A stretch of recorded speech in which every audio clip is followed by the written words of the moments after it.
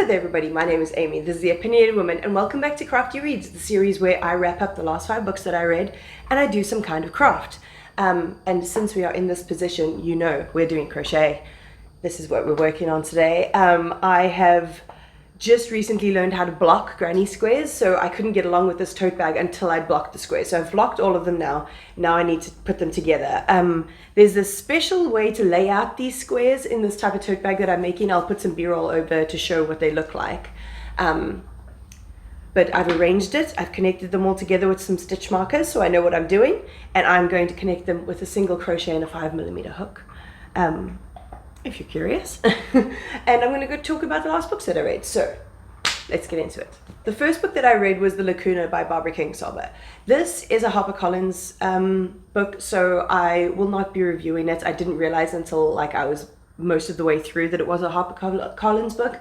If you didn't know, Harper Collins are on strike now. They've been on strike since November, just to try get some actual livable wages, you know, and to be treated, you know, like humans in the workplace, you know, just the bare minimum. So I will put all of their links down below. Please go and support them. Even with your views, just like spreading awareness and not reviewing HarperCollins novels at the moment, or books at the moment, until they sort this shit out. Apparently HarperCollins have agreed to meet with the protesters, or with the union. So hopefully, fingers crossed, something good comes out of that. But yeah, won't be reviewing The Lacuna, unfortunately. Then I read something that was completely not on my radar until my sibling put it there, and that is Pleasure Activism by Adrienne Marie Brown. This is a non-fiction novel about the concept of pleasure, not just sexual pleasure, but pleasure in any of the small ways that we can receive it throughout our lives, and the way that we bring pleasure into our lives, and how opening ourselves up for more possibilities of pleasure can improve our lives in such a dramatic way. I mean, obviously this book focuses on the sexual side of things. It talks about polyamory, it talks about sex work, it talks about burlesque, it talks about masturbation, it talks about porn, like really all kinds of different ways to acquire pleasure, and the way that we can take our power back as women and and gender non-conforming people, to take that out of the context of the patriarchy and you know, reconstruct the idea for ourselves, which was really freaking fascinating because Adrienne Marie Brown is fat, black, and queer. So her viewpoint is very, very intersectional, and this whole book is made up of essays, interviews, and other essays contributed by other people, all about the different sides of pleasure. They go into talking about drugs. There's an entire chapter just about Beyonce. So like music and how that can bring us pleasure and all of that kind of thing. It's really interesting. It's really multifaceted, and it's nonfiction done in a way that's really digestible, and the way it's written is pretty casual, which is how I like these types of books to be written for me. And yeah, I thought it was absolutely fascinating, and if you are a woman of any form, I would read this book because it has some fascinating things to say. I've connected one. Here we are. Alrighty. Then I read Jar of Hearts by Jennifer Hillier. I don't know why I decided that yes, I was going to read this one, because I remember it getting recommended by Gabby Reads, and I love Gabby Reads. I think she's great, but our thriller tastes do not match at all. Like most of the thrillers that she loves, I absolutely hate. So, but I decided to pick this one up anyway because I've been struggling with audiobooks recently. I don't know what it is, but I haven't been able. I keep on picking audiobooks up and then either completely DNFing them because I realize it's like not a good book, or I pick it up, realize it's not the vibe for now, and then put it back down again, which can be really annoying. But yeah, I decided, okay, let me just try a thriller. Let's see if it's going to work. And actually, this one really worked for me. We're following our main character, Geo, who at the beginning of the book gets arrested for her best friend's murder 14 years earlier. And we find out that, like, very early on, that it's her ex-boyfriend killed her best friend, and then she helped with covering it up. And it stayed, as like a missing persons case for 14 years until her body was found. And then we flash forward when Gio's just about to get out of prison, because she signs a plea deal so that she can testify against her ex-boyfriend, and then get a limited jail sentence. So at the part of the story that we enter in, she's basically just getting out of jail. She's met with her friend Kaiser, who's now the police officer. He's the police officer that actually arrested her in the first place. And he's an old school friend, and she's going back to live in her father's house, which is in the neighborhood where all of this happened. So everybody knows that she was part of this murder. And so she's getting, treated particularly badly.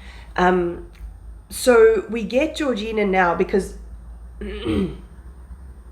And then a bunch of murders start happening in the town that seem to be the same MO as her boyfriend, because her boyfriend ended up becoming a serial killer.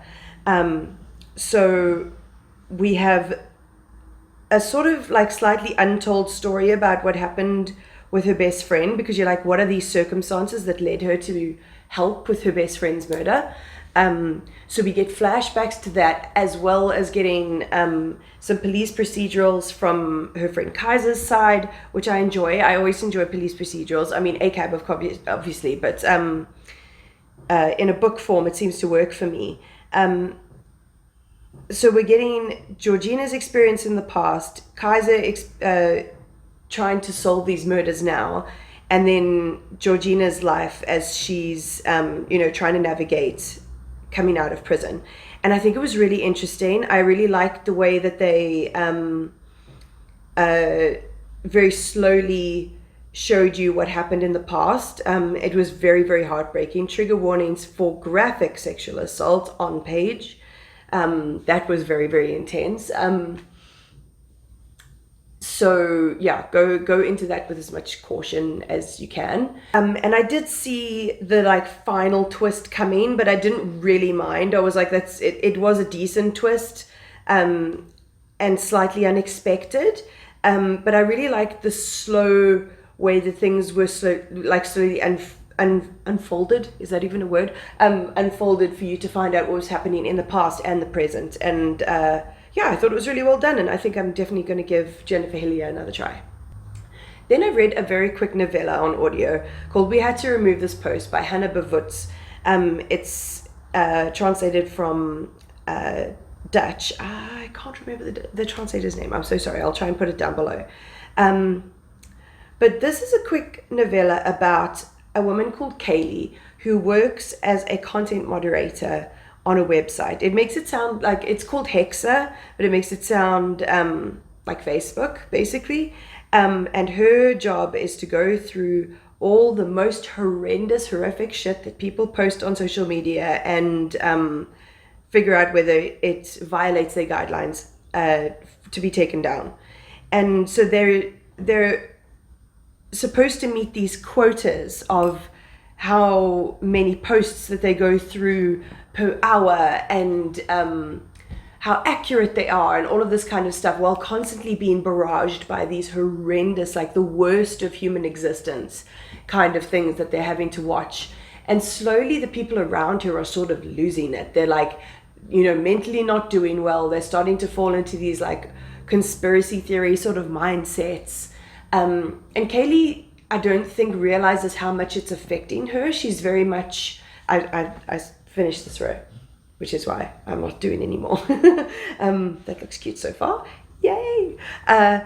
So I don't think she realizes how much it's affecting her, because she starts having some very strange behaviors that she just, laughs off and doesn't really realize it's because she's being traumatized on a constant basis.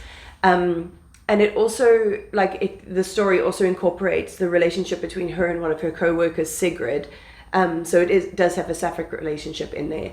But it really makes you think about the people who have to be on sites like YouTube or like TikTok, Facebook, Instagram, all of those places where people will post the most horrendous things, and then someone has to manually, moderate that and take it down. And I just wonder what the working conditions are like, and it just made me think about that and be very glad that that's not my job. I thought for a novella, it felt pulled together, it felt finished, which I struggle with sometimes with like short form reading. It was one of those books that I found on Scribd, and I was like, I'm just going to give this a go, and it paid off. And then the last book I read, January, I didn't read as many books as I wanted to. Like I said, I had the audiobook problem, and then I was reading some much bigger books that took me longer to get through. So I was feeling the pressure of like my reading not being pacey. So I took this opportunity to read an old book from my childhood stack that's behind me. I like to every now and again, a couple of times a year, reread one of the middle grades that I used to love when I was younger. And so I decided to take the opportunity to do that again. And I read the Saddle Club. I read Broken Horse, which is a Saddle Club book by Bryant. I'm not going to tell you too much about this. It's a book from 1996. It follows our three main characters, my loves, Lisa, Carol, and Stevie, who have this little friendship, this little group that they call the Saddle Club, and they spend a lot of time with horses. I was a horse girl. I loved that shit. I had so many of these. I kept a couple and the rest got donated because like hopefully another little horse girl finds them. But they find an abused horse, they rescue it, and they're basically working to nurse it back to health. And it's charming and lovely, and it wasn't problematic, which is not always the case when it comes to books written in the 90s, even for children. So that was a relief. And that's all of the books that I have read recently. I hope you did enjoy that. I am very excited that I'm going to get this tote bag finally done. This is going to be a tote bag. I'm very excited to actually have the physical thing in my hands. Take a look on my Instagram. I'll probably post it there. If you enjoy my channel and you like to support it in any kind of way, there's my Kofi link down below. It's just like a one-time little tip jar. Like, comment, subscribe, all of that fun stuff, and I'll check you next time.